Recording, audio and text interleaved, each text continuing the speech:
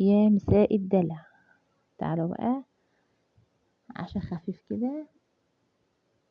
هو مش عشا الصراحة، كنت بعمل شاي لقيت جوزي داخل عليا كده بكيس حاجة حلوة ومحترمة، في شوية حاجات بقى كده، سناكسات وشيبسي وحاجات حلوة كده. فقلت اعمل وجايب لي حاجة انا بحبها جدا جدا جدا جدا. هي ايه بقى؟ بس طبعا انا من الناس اللي بحبها مع الشاي. جايب لي مولتو. انا بحب المولتو جدا جدا جدا. طبعا ما سلمتش عليكم، السلام عليكم الاول. السلام عليكم ورحمه الله وبركاته. ازيكم يا حبايبي؟ عاملين ايه؟ يا رب دايما تكونوا بخير. قبل ما نبدا الفيديو صلوا على النبي، اعملوا متابعه القناه وتوصوا لايك. كوبايه شاي بقى كده سريع واشربها بقى مع الكيس المولتو ده. يا سلام يا سلام يا سلام، بحس ان انا في حته تانية.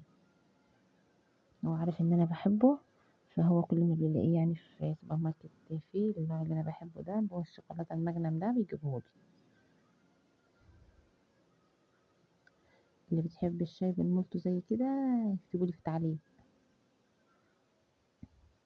تعالوا يلا اتعشوا معايا. اتعشى والله ما اتعشيتش، هتعشى كده بس. هو شوكولاته كده بس، يا متخنش قوي يعني. شفتوا الدلع؟ كان في بقى كمان شويه حاجات كده. يلا تعالوا اتعشوا معايا.